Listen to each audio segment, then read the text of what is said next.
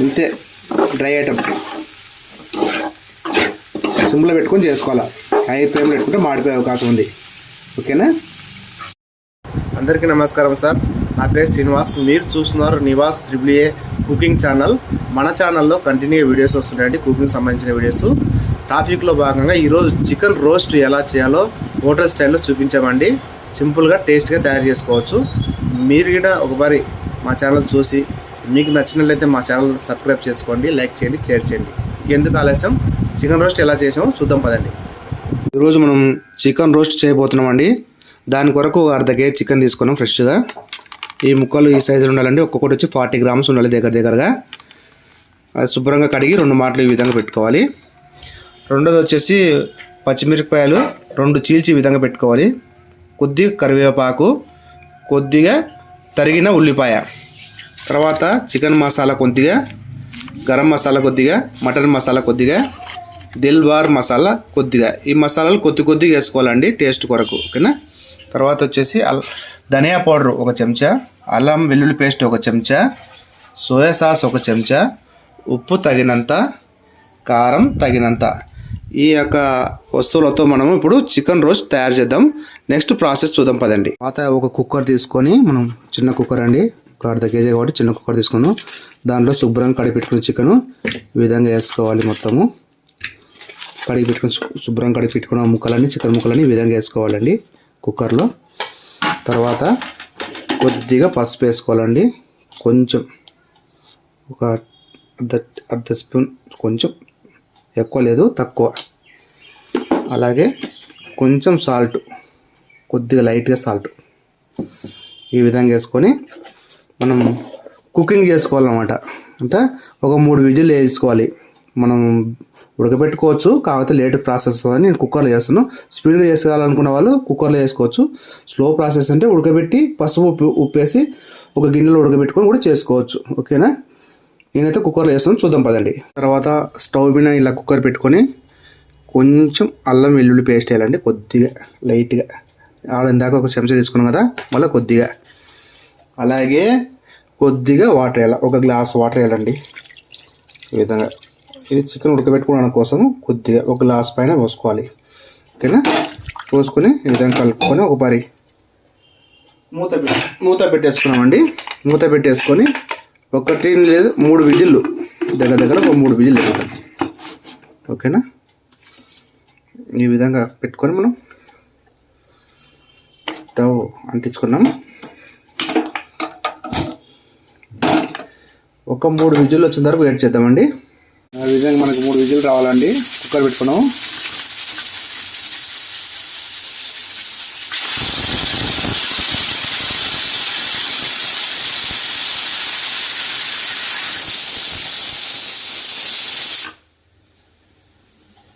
ఇట్లా ఈ విధంగా 3 విజిల్లు రావాలి. 3 విజిల్లు వచ్చేంత వరకు పెట్టుకొని తర్వాత చల్లార్చుకొని ప్రిపేర్ చేసుకున్నాం. ఓకేనా?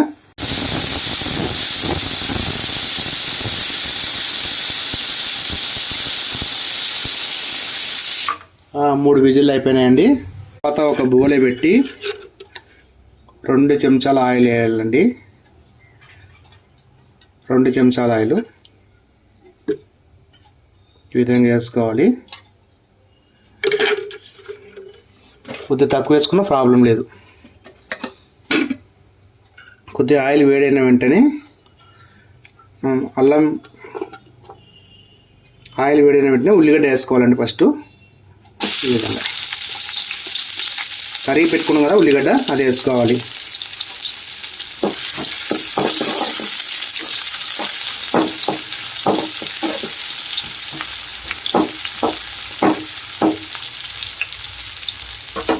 ఉల్లిగడ్డ ఎర్రగా కానిద్దామండి.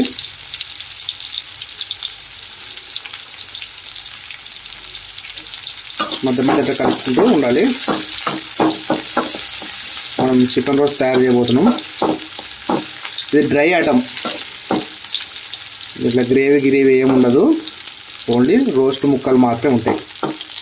ఎప్పుడన్నా వర్షం పడింది అనుకోండి, చల్ల గాలి వచ్చినప్పుడు, ఏమైనా తినాలనిపించినప్పుడు ఈ విధంగా మనము చికెన్ తీసుకొచ్చుకొని ఇలా రోస్ట్ కొట్టుకుని అలా చల్లని గాలిలో వేడిగా చికెన్ రోస్ట్ తింటుంటే వాళ్ళ టేస్ట్ ఉంటుందండి. ఒకటి ట్రై చేసుకోండి. ఎర్రగా కానిద్దాం ఉల్లిగడ్డ ఎర్రగా అవుతుందండి. ఉల్లిగడ్డ ఎప్పుడైతే ఎర్రగా అయిందో నెక్స్ట్ వెంటనే పచ్చిమిర్చి వేసుకోవాలి. పచ్చిమిర్చి కొంచెం చిటపట అన్న తర్వాత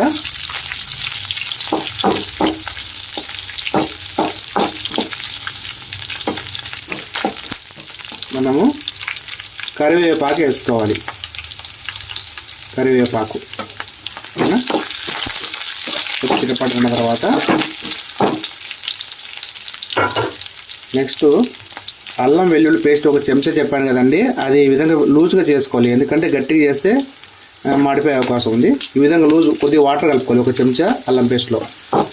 అది కూడా ఈ అల్లం పేస్ట్ వేసి సిమ్లో పెట్టుకున్నామంట. ఓకేనా.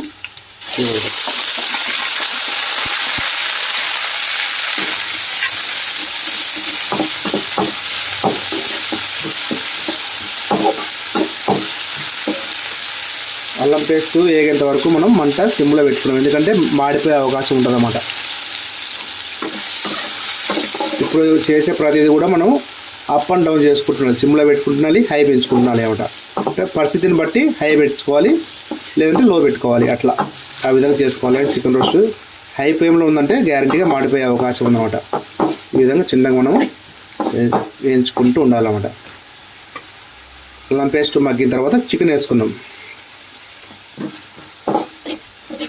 కొద్దిగా హై ఫ్లేమ్ పెంచుకున్నామండి. కొంచెం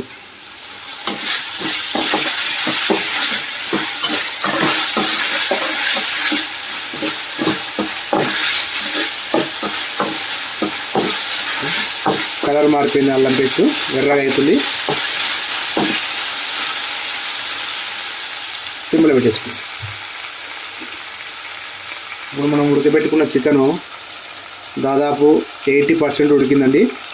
80% ఉడకబెట్టుకోవాలి. ఈ విధంగా కొద్దిగా పసుపు వేసి, ఉప్పు వేసి, అల్లం వెల్లుల్లి పేస్ట్ కొంచెం వేసి ఈ విధంగా ఉడకబెట్టుకొని వేసుకొని ఈ విధంగా పెట్టుకోవాలి. దీన్ని మనం వేసుకోవాలి. కింద చికెన్లో వేసి మనం కళాయిలో వేసి ఈ విధంగా ముక్కలకి అల్లం పేస్ట్ అంతా పడుతున్నట్లు వేయాలి. కలుపుపెట్టుకోవాలి బాగా. బాగా కలుపుకోవాలి. ఈ విధంగా కలుపుకున్న తర్వాత దీంట్లోనే మనము 1.5 చెంచా కారం వేసుకున్నామండి. ఎక్కువ తినే వాళ్ళు ఎక్కువ వేసుకోవచ్చు, తక్కువ తినే వాళ్ళు తక్కువ వేసుకోవచ్చు. కారం ఇంత అని లేదండి, తగినంత. ఇప్పుడు తెలిసిపోతుంది మనకి ఎంత వేసుకోవాలని.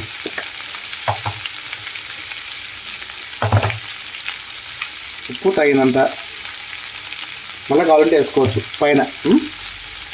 తర్వాత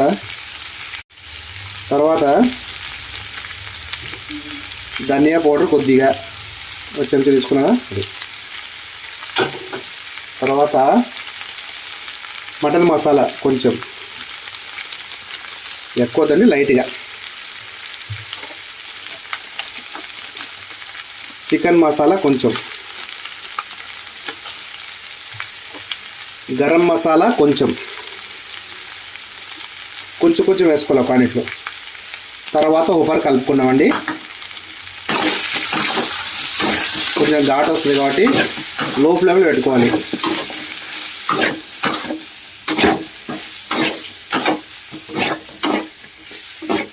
ఈ విధంగా కలుపుకొని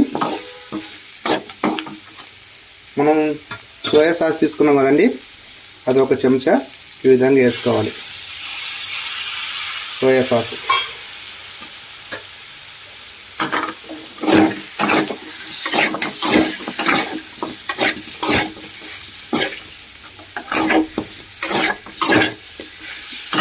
ఈ విధంగా కలుపుకోవాలని, బాగా కలిసిపోయే విధంగా కలుపుకోవాలి. కొద్దిగా మనము ఎసురు అది ఉడికినప్పుడు ఎసురు ఉంచుకున్నాం కదండి, చికెన్ ఉడికిన నీళ్ళు, దాన్ని కొంచెం కొద్దిగా ఇలా అలాగా కొద్దిగా ఫ్లేమ్ పెంచుకొని కలుపుకోవాలండి.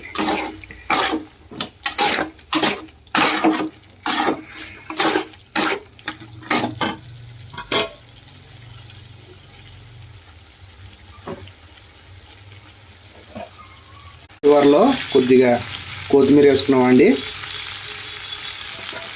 ఈ విధంగా సిమ్లో పెట్టుకొని చేసుకోవాలి. అంతా కూడా సిమ్లో పెట్టుకోవాలి.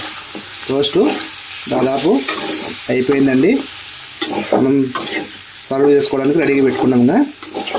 ఇంతే డ్రై ఐటమ్ సిమ్లో పెట్టుకొని చేసుకోవాలి. హై ఫ్లేమ్లో పెట్టుకుంటే మాడిపోయే అవకాశం ఉంది. ఓకేనా? ఓకే, సర్వీస్ బౌల్లోకి తీసుకున్నామండి. మనం రెడీ చేసుకున్న వేడి వేడి చికెన్ రోస్ట్ రెడీ అయిపోయిందండి. చూడండి ఎంత కలర్ఫుల్గా ఉందో. మీరు కూడా ఒకసారి ట్రై చేసి చూడండి. సింపుల్గా స్టెప్ బై స్టెప్ అన్నీ క్లియర్గా చెప్పామండి. ఓకే, ఒకసారి ట్రై చేసి చూడండి.